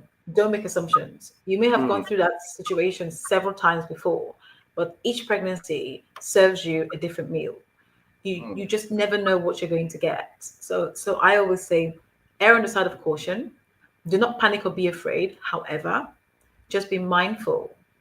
Be mindful. And yes, for those who are believers, those who have faith, I have faith myself, but I have to look at the practicality and say, okay, what do I need to know about my whole journey?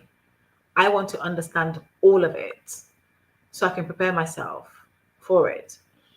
And those who've experienced, we have those who have experienced recurrent miscarriage.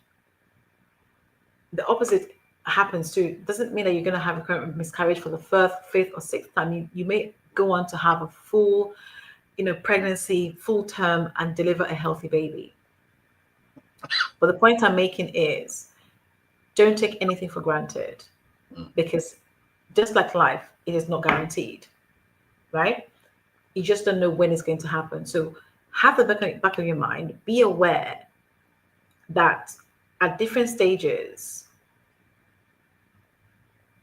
a loss may happen, may not, so that when it does happen, that shock doesn't hit you like a ton of bricks. You will still be in shock, but at least your mind has thought it. And here is where I'm going to just talk about your self-awareness. Be aware of yourself so that you do not do the opposite. Okay? The first part is thinking about it and thinking, okay, it does happen, I'm going to put it back on my mind. Second part is saying it does happen and dwelling on the fact that it might happen. That makes you stress. That causes and contributes to your stress, and you don't need stress when you are pregnant. Okay? That's really important. Let's think about that for a moment, and just remember, for this um opportunity for you is to really learn about what could happen, the different aspects of being pregnant. So that way you can be informed in your own situation. And that's what I'm going to say about that. So moving on, I don't know if anybody else put any other comments with my Yeah, last question. it sounds like your laptop is probably ahead of the party for next event. It's strobe lighting, right? It is. Was that question posed to Calm, aka Michael M? Michael M is probably on his way to work now, Michael. Yeah, So he's if you want not to, with us. if you were here, we'll happily have spoken to him. And The that's question was posed to everybody. So whoever yes. wants to answer the question can either come up on stage and answer, or you can answer. This is for everybody. So put your comments in the comment section if you don't feel like coming up and talking with us. Although we would love you to come on and talk with us. If you're not able to, answer the question in comments, and I'm sure Natalie will, raise it up to us. The third one is, go for it.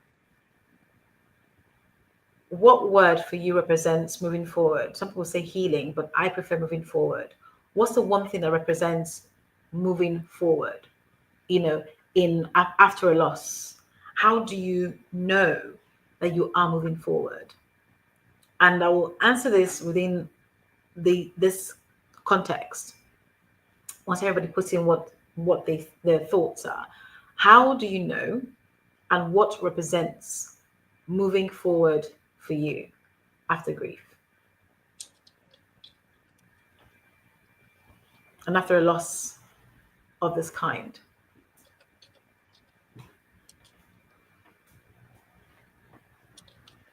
I know for me, I was able to build myself off the floor and revisit going to baby showers, which was not a possibility for me, just fresh off the back of a miscarriage. Not that I wasn't happy for others. I was happy for others. But I knew what I had lost.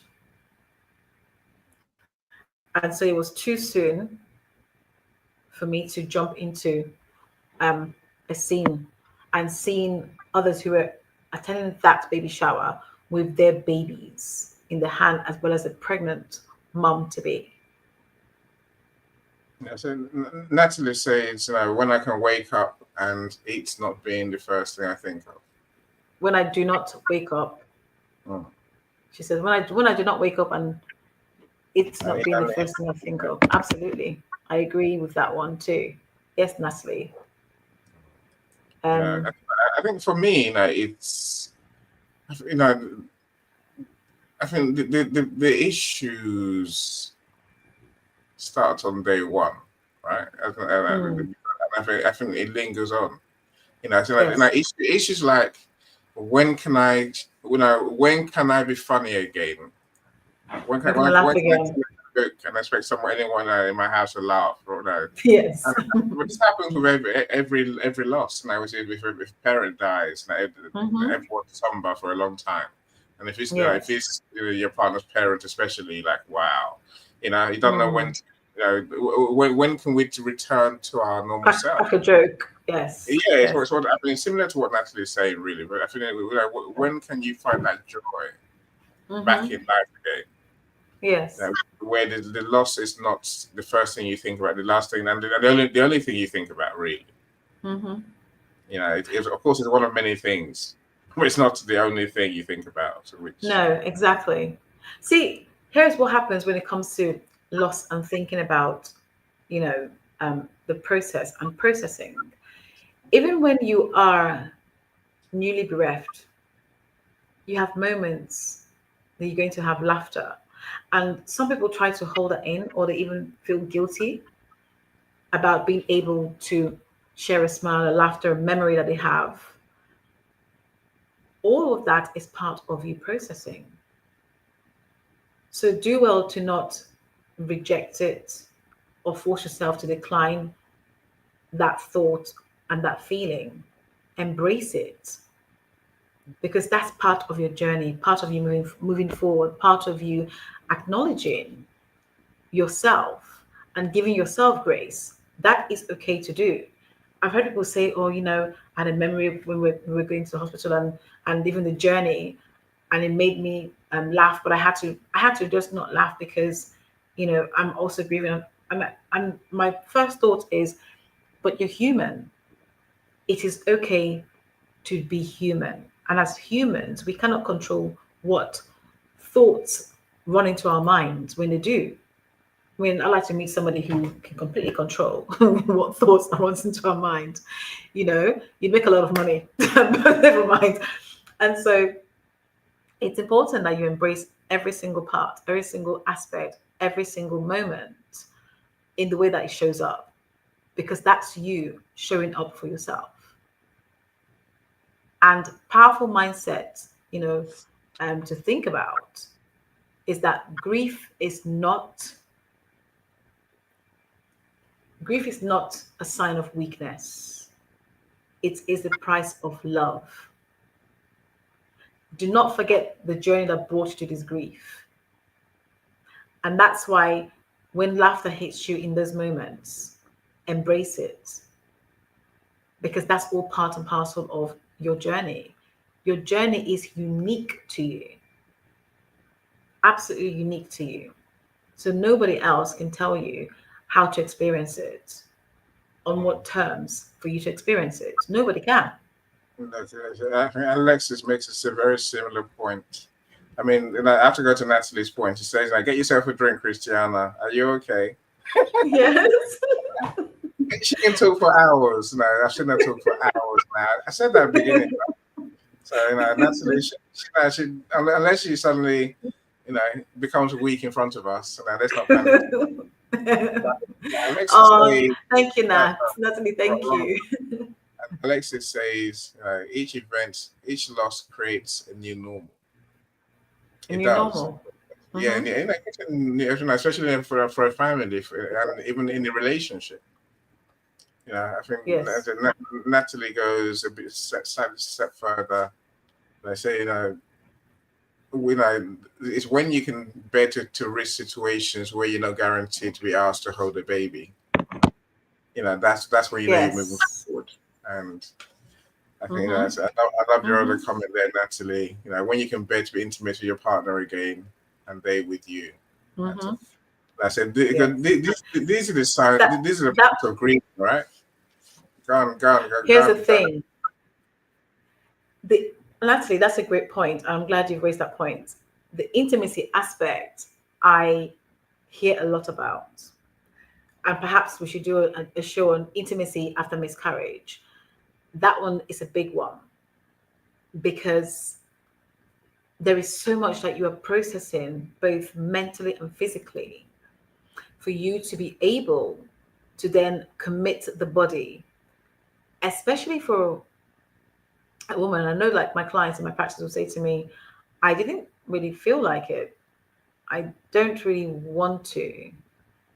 There's that fear of, well, if it happens, I get pregnant, would I lose my baby again? So there's all those, I call them the beautiful mind of humans that we really think, play with, or keep ourselves trapped. That's an inner entrapment that you go through, that you process, that you should be talking about with your spouse, and not look at that as again, the lack of intimacy. We jump into something different to a shameful thing to do. You should be, ashamed and embarrassed, and you feel guilty, and all these things. Communication with the person it is relating to, and that's your spouse first. And I have seen women that engage in that with their friends or their mothers or their sister or a different party that is not their spouse. And then what happens in that situation is the negativity plane is busy running around in your head. It just makes things worse.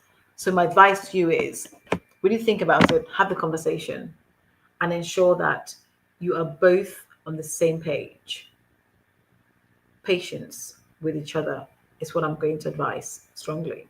But yes, thank you for that comment, Natalie. Patience, kindness, understanding, time, compassion. To each other for sure. Yes. I think I love your comments, Lisa. I'll come to you in a second. So I guess this is another reality that not many think about.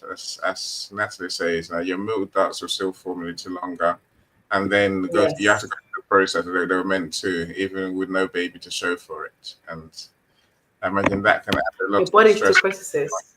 Mm. Yes, think about it, because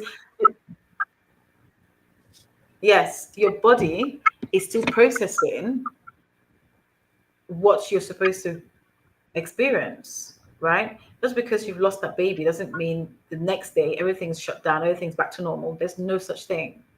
For each woman is different.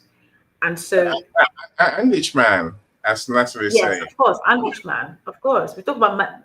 I love that. Thank you, Natalie. We speak about men and women here, but I focus on the women first because they're the ones carrying the children. As you know me, I talk about men too in this space. And it's really important because for each person, I would say, is really different.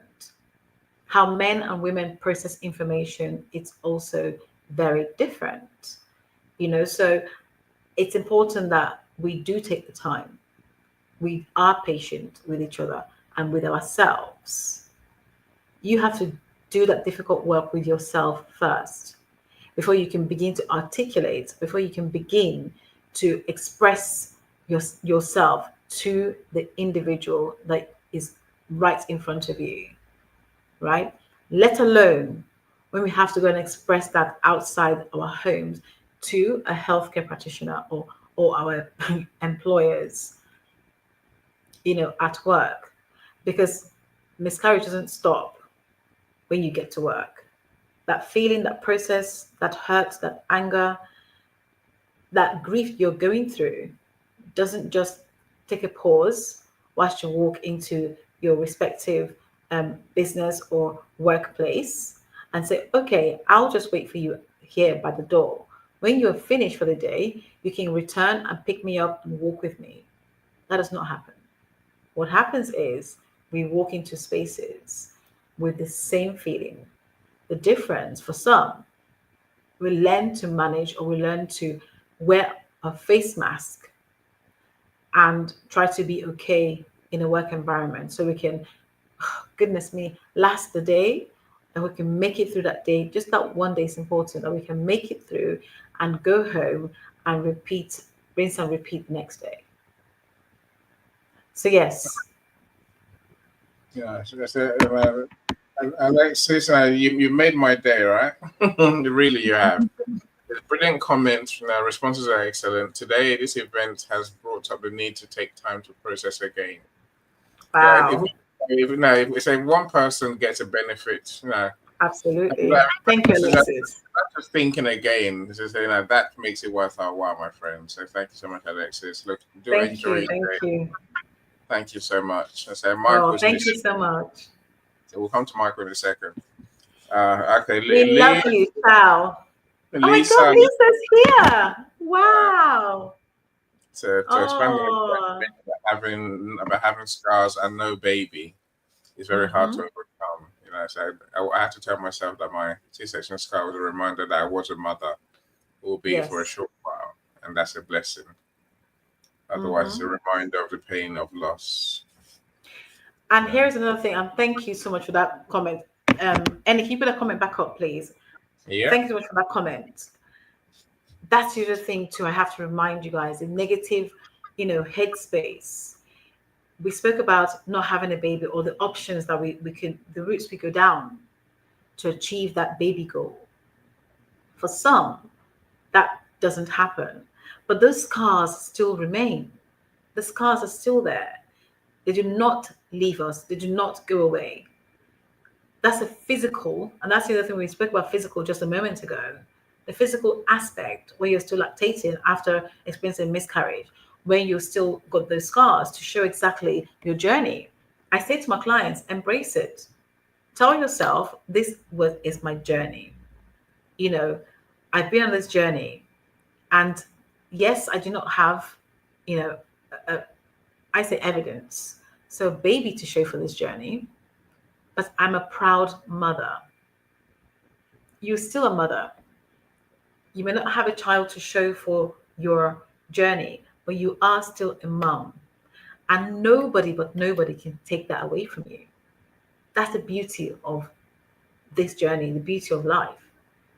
Because it's your own story to embrace in whichever way that you want to embrace it. So thank you once again, Lisa. And it's so amazing to see you here. Oh my goodness, I have missed that face. Thank you. I mean, feel free to come and say hello to us. on stage. You haven't got to have your camera on, but you can come and say hello to us, and it'll be good to hear your voice too. But yes, oh, any Lisa does skincare. You're muted. Lisa does skincare. I'm You're on muted. mute. Introduce Yeah. us, and then I'd love to meet Lisa, of course. So Yes, I I love will do. brands. So I will do. yeah, Yes. anyone who's doing amazing things with amazing, unique solutions. That's my Mm. thing, right? Yes. So Michael's here. So I know we're about to leave because your son Nan is picking up. So, but yes, he does. talk to Michael. Talk to Michael. Then there are a few comments I want to go through. I mean, Uh-huh. I guess look in these events. You know what? Sometimes you wonder why you're there why you're there, and then suddenly something happens. And you're like, that's what I'm here for, right? Mm-hmm. I think Absolutely. your point. Grief is not a sign of weakness; it's a sign of love. That's It what that's is. that's probably It really is. That's what that's I said it. that's the tagline for today. The soundbite for today. So I know mine yesterday was I can't because. So Yes. well done you. So and No, but it's Michael, true. Right? That's why I said it is. It's a sign of weak. It's a sign of love, not weakness. It's a price of understand, love. Like I said. Yeah. understand. It is. Michael, the mic is yours. Welcome. Tell us. Welcome. Hi. So, Welcome. Welcome. can you hear me okay? My background is super noisy. It is. Yes, but it's okay. We Can you can hear hear me? you. Yes.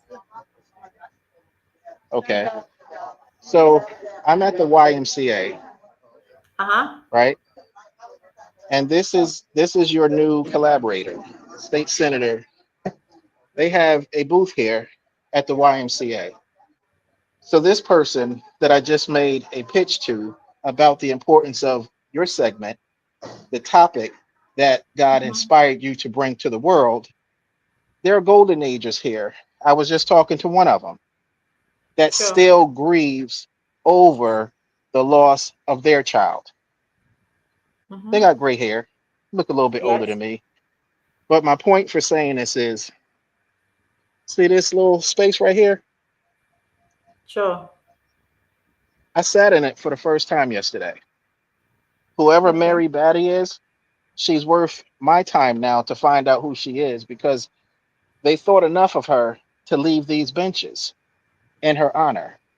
So, as a perfect stranger, what I love about the YMCA and the concepts of it in relation to what I learned from you last year, it's safe and it's normal to grieve. It's safe and Mm-hmm. it's normal to let the world know why I was so sorrowful, why I walked around afraid to breathe, didn't know how to breathe. I had to learn all of that through you. And Mm. thankfully, one or two other people prior to you said the same thing, but there's always a backstory to why people say what they say. And my one revelation is these grieving benches is a thought of what can be offered on platforms that you offer. So this person here is willing to allow a pitch to be made for you to host this type of segment live with these people that they have pre-registered to come to whatever event that they're doing now. They're going to add an opportunity for you and whoever else your team is to speak to them because this is needful. Now this grieving bench, it stands out to me because as I was in my travels, I passed a church that had a bench facing tombstones. This bench that was facing these tombstones, it made me think of an auditorium, and it made me think of a person sitting, practicing, talking to people as if they were living. So the revelation that I had with that, imagine if those type of benches was dedicated in places where people come to worship and fellowship. Because for many years here in this country, I have been taught. I'm not saying we no more because we stands for a lot of people that I don't know. But as far as me, I was taught let those people that died die respect their name, use this name instead. That name to me was Christ. Because I was not able to remember baby Samantha or baby, the twins that I thought I was going to have. I've been down that road several times with failed relationships because once the baby gone, so did my relationship. I wasn't allowed to have relationships with people that I thought was for rich or poor, better or health to death do part.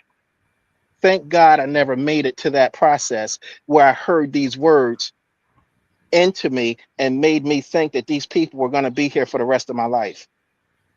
So there's this dynamic that you talk about, miscarriage or baby loss, it goes a lot deeper. And as you said, many times, some men's perspectives really aren't represented, especially in a scope that I think how my life would be if I had at least 8 children in this world, 8 times. So I'm thankful for the 3 that I know and thankful for the 3 that knows my name. But my condolences again to the women that did not have the honor of bringing my child into this world. I don't know what life is like for them because we live in a world where it's all about me, me, me. Hearing your podcast and listening to you present more than enough occasions, more than enough times, I sit and think from somebody else's life, from somebody else's eyes. And last thing I'm going to say, I see why the Royals, mom, I call the co-producer, I see why they developed such animosity against me during that whole process. So when you made a statement, if you had it to do it all over again or something to that effect, what I would do all over again would be mindful about the state that she was going through when that little creation was being created within her. When I started seeing the stages and her belly getting bigger and bigger and bigger, but here I am, all concerned about me, and as the streets say, chasing that bag. I totally neglected the emotional side that she needed, being by her side, going to the Lamaze classes, listening to that doctor, letting them know what the importance is that she needed in her life, instead of me thinking that I just had to go get an axe, cut down a tree, and bring home the bacon. What a lie. What a lie straight from hell. It's no wonder why I wasn't allowed to be a part of the naming process for the little ones that I call the Royal, because I totally abandoned the mom and that emotional support that she needed. How many other men need to say this? Don't know. Not my problem. I know it starts with me.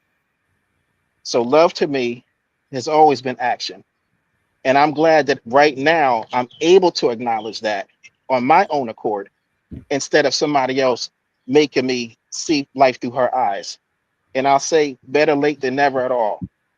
But I'm thankful for you, thankful for Annie, and thankful for the time that you allow not just me, but everyone that come across your path to speak their thoughts. I appreciate both of you and thank you for this amazing message. And I'll be sending this contact information to you and Annie so you guys can make the pitch to our state senator. The world needs you. And I made a vow when I first learned of you, household name status. I'm out. Thank you, Michael. Annie, you're muted. You keep getting muted. No. I mute myself. Okay. I mute myself because it's good practice, right? That way I don't interrupt. I'm not. Now, Michael, thank you for your share, my friend. Thank you for your share. And awesome share. It helps us paint a picture, really. I think men can, as a man, I think we can learn. We can all learn, Michael. I think we can all learn. I've mentioned kindness. I mentioned compassion earlier, Christiana. I think that we can learn to be more supportive. Yes, of course, we're carrying our own baggage. But imagine a world where everyone supports everyone else. Yes. That's where we need to get to. It's not that men support women and then women and that's it. No one supports the men. That can't be the answer. But if everyone had the right intention, the right, the right, I guess, kindness and compassion. There's no other word for it. The world will be a better place. Now we'll be better supported. We'll be better able to handle our emotions, manage our emotions, Absolutely. Yeah. and move forward together. And Yeah. I always love getting men's perspective on this because we seldom do. And it's really important that we hear men out in these situations because, like you said, Annie, who checks in on the man? Who ensures that his mental health, his physical well-being is looked after? No one does. And so it's important. That's why it's important that as a couple, you have those honest conversations. And I can appreciate that at times it's difficult to do so because there are so many emotions happening. There is so much to think about. When it's just the two of you, let alone when you have others that get involved. I mean, the extended family that get involved in things like in trauma like this, because they are wanting to support, they're wanting to be there. I call them well-meaning intentions that actually doesn't serve you in the long run. So it's really important that we remember and think about our men and we ensure that they are getting as much support as we are getting as women. um, to say that. But once again, thank you, Michael, for your sharing perspective. So thinking about my next comment, and I think I'm gonna I'm gonna wind this down now because I really gotta go. Um, the next word and quote for me is: you may not control what happened. You may not be able to control what's happened. Okay, but you can shape your response. You can shape how you deal with it, how you walk through the journey. Nobody else can tell you how you walk through your own journey. I'm going to keep emphasizing here, really important to be able to seek help. Don't be afraid to ask for help because in a trauma of this nature, it is literally life or death for some. Because once you stop asking for help or not ask for help, you find yourself in isolation. The stress becomes, then the depression builds. And then before you know it, you are a fraction of who you used to be, or a shadow of who you used to be, if no one keeps an eye on you, if no one supports you. And I'm going to say that because not everybody that goes through miscarriage and baby loss has the support network. And so, in the absence of that, if you're watching this from the beginning, I mentioned earlier the environment in which you occupy, the space that you occupy, the people you surround yourself with, the resources that you surround yourself with is truly important, especially when you don't have, support networks that live close by. Some people live far away from their family, from the whole entire family. Some have no family to rely on. That is when it's so important to have the right people around you, you know? For sure, for And sure. Look, there's some more comments I want to go to before we leave. Michael, of course, if you want to add anything else, please feel free. Yeah. Thank you. Really, really quickly, I did want to say, if I want to ask if there was any other stats that was done when it comes to the balance in different economic groups, different single parent households. One thing that I find common is when you find a single person raising children, more than one, especially one, and later on in life, when adversity comes, or even before it comes, if they're late to have their own child, if, for whatever reasons, you'll find, I think, there's a big disproportion of individuals that ask, why am I here? When I hear oh, that, I always think about. I always You're think breaking up. about. You're Go ahead. breaking up. We can't hear you. We're breaking up. At the crucial How moment, you about broke up. is this better?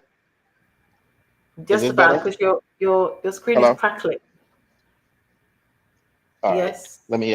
Thank you for cutting me off. How about now? that's Is this better. better? Yes. So you All were right. saying. So the question that I hear often, why am I here?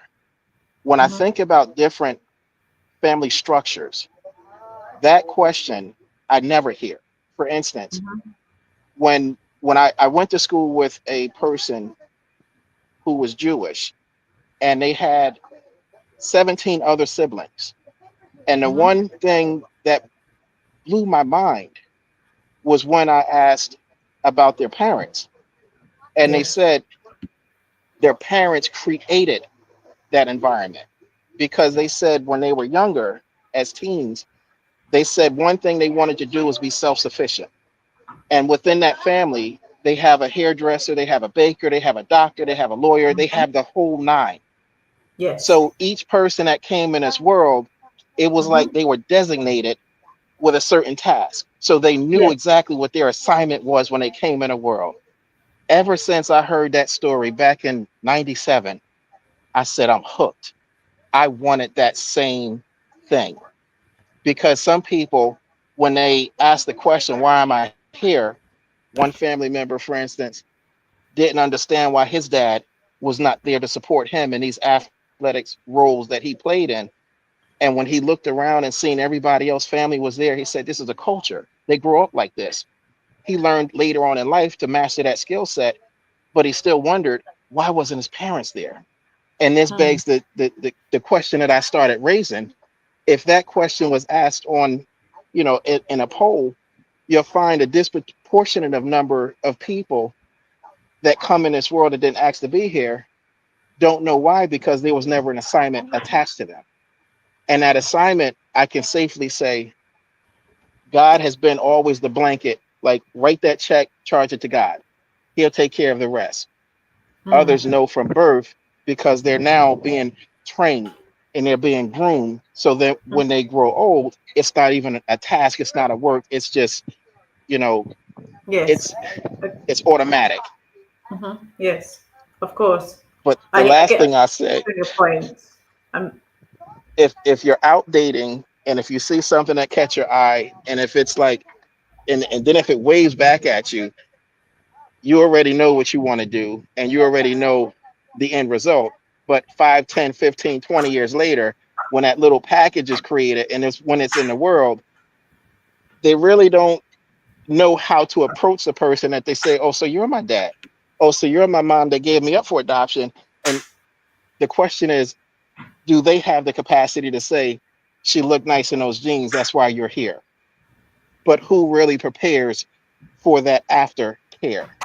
And aftercare is where your ministry and any's ministry I see comes in and takes into effect because you're the question mark, the answer to everyone else that's wondering about that backstory that nobody wants to talk about. And that's just the Okay. nice side. But I'll Thank yield. you. I'm Thank sorry. you. Thank you. Thank you so much. Thank you. Emmy, we're going to make this literally 5 minutes because I've got to Yeah, go. no, I won't take Seconds, that in long. fact. Thank you so much, I Michael. still got to make my closing statement. So You want let's keep get your the short. question. Keep your short. Mine is going Uh, to be short. Natalie Um, says Natalie talks about PTSD and and how it CPTSD. impacts on pre-existing life or lifelong chronic conditions. So Mm-hmm. some men get vicarious PTSD as well as the rainbow baby groups related loss They of do, symptoms. yes. They can develop something quite frightening when they are especially when they're periandropausal or andropausal. So that's when Mm-hmm. male menopause, in other words, right? Yeah, For yeah. some, substance abuse and overt outbursts come next, and if left unsupported, destroying what they had left. Isn't that the truth, right? That's Mm-hmm. a thanks for the explanation, Natalie. So men can also go through, as Okay. previously mentioned, as well as observer experience PTSD from seeing their partner in extreme medical distress. They do. Look, this is They a do. this is a family thing, and that's the point. It's not just women that suffer; men suffer too. Let's learn. Absolutely. Let's learn to support everyone as best we can. Look, Mhm. I want to end. I saw another comment from you, Natalie and Lisa, but I want to end with Sharon Rose's amazing words. Sharon Rose, she's a gem. She really is a gem. I love to meet her He properly. is. Hey, Christiana, you're such a beautiful soul. This is important work for sure. And she says, keep shining. Beautiful Thank soul. you. My verse is overflowing with downloads, so I need to check out and process and embody this new information, Christiana T. Johnson. That's you. So, and of course, Thank you. such powerful information. Thank you, Christiana. So, we'll agree, Christiana. We'll agree. Now, you are the star. Thanks so much for sharing with us always. Well, listen, every 2 weeks you're here now. Christiana's going to be everywhere. WhatsApp group, Facebook group, LinkedIn group, Yes. events, not just events. It's LinkedIn just page. workshops. Company page on LinkedIn. I do literally interviews on Yes. the guest speaking on people's shows. All of those things, I right? have one tomorrow. So I'm going to be seeing Zara and Larissa tomorrow. Excellent. Well, A good real 5 minutes. real queens. Yes, real talk, real queens. That's me tomorrow. And we have a second part. We're gonna have a part two, just like Joan and Karen, part two. So let me get through to part one first. I will let you know how I get on with part It's one. fun. No, it's fun. I suppose. Again, it depends how they they told me just talk, and I just talked for an hour. So I think they're quite shocked that we can talk for so long. I have structure. there's topics that we're going to go in order of Mm, structure. So with this, I can just talk, but it's really good to give the audience mm, something tangible and value, and they come away thinking, oh, I'm glad I know that, and know X, Y, and Z. The same thing with Karen's, you know. But to say and a close off, this for me has been amazing. I want to say thank you again so much for each and every one of you that show up for us in this community. I absolutely adore you all. I love you. We wouldn't have this show without you. I'm going to say this in 2 weeks' time. I want you guys to come here prepared. I know we speak about, I wouldn't say morbid, can be quite sad topics. But in 2 weeks' time, show up here with the intention of having a party. It is going to be our 1 year anniversary, and we intend on celebrating it in style. Okay, me celebrate in style. Annie, what are you going to wear? It's like we're going somewhere, right? So celebrate in style. We're going to be bringing another topic for you guys to talk about. And actually, I'm going to put it to you guys. Is there a topic that you want to talk about? Any question you may have that we can discuss on our party? Let me know. DM me, drop it in the comments. I will check the comments later on. So definitely let me know what you want to hear, what you want me to talk about, what topics that you feel we haven't addressed, in the year we've been doing this. And the funny thing is when we began, remember, we were like, what are we going to talk about for the next couple of weeks? Look, we're now into a year of speaking about miscarriage and baby loss. That was my thoughts. it's only just waking up, Christiana. She just now she gets excited, doing more and more. So, Right? So come and join us. Join our WhatsApp page. Join our LinkedIn business page. It's live. Join our community. Come and join us. And if you know anyone that might benefit from this community, please do not be shy in sending information to them. Share, comment, and also like. DM me. I'm always open to DMs. I'm always also open for a real not LinkedIn, Zoom call conversation, one-on-one conversation with you guys, just to get to know you, get to hear from you, get to love you more. Absolutely. So thank you once again for being here. I do not take you guys being here for granted. It's been an amazing year, and I want to thank you so much. And above all, I want to thank Annie. I quietly stalked Annie, and I threw that reel in and reeled him in. And here we are a year later. We're still doing this. Minding my own And business. we've become friends as well. So we talk so much on air, and we talk even more off air. So you can imagine. Anyway, don't DM me. No one DM me with some mankini outfit. I'm not wearing mankini. Don't go there. I don't want to know. No, I can't wear a suit either because no one, you're not going to see the suit. Summertime. I'm joking. Exactly. No, there's no mankini. Anyway, look, thank you so much, everyone. Thank you, Michael. Thank you, Lisa. Natalie, we will say thank you to you for making our comments work. Without you, we would struggle. Alexis, have a great day. Thank you so much for joining us. Thank you, Natalie. You're a star.